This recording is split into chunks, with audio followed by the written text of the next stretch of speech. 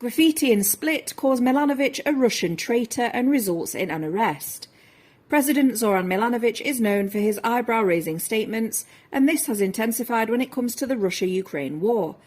His statements have unfortunately led to confusion among other European leaders about Croatia's position on the matter.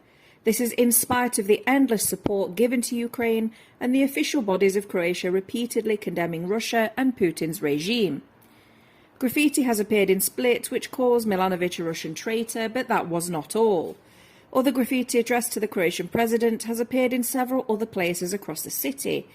Milanovic, come to Split if you dare, you Russian prostitute, reads another.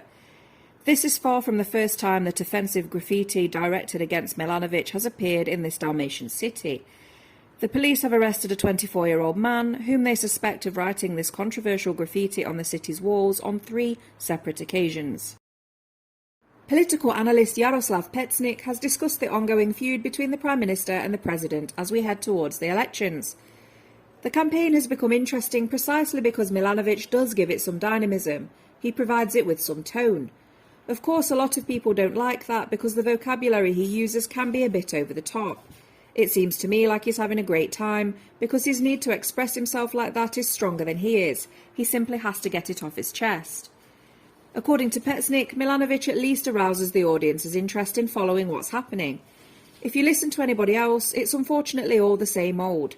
When HDZ starts talking about the fight against crime and corruption, it honestly makes you want to burst out laughing. Pecnik also believes that Plenković comes off looking worse than the president when it comes to their now traditional wars of words.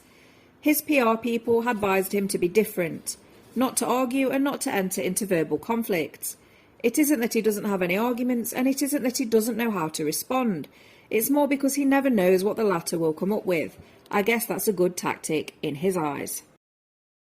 Prime Minister Andrej Plenković recently took to boasting about Croatia's latest credit rating, saying that we'd pulled ourselves out of the rubbish Milanovic left us in back in 2016, before referring to Zoran Milanovic as the soon-to-be former president.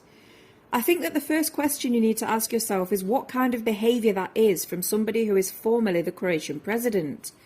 He's violating all constitutional regulations, laws and threatening criminal prosecution. The question is, how can somebody like that be in a responsible position? Over these last 4.5 years, we've seen only vulgarity, primitivism, hate speech and accusations. These are 2 entirely different worlds and not only 2 Croatias.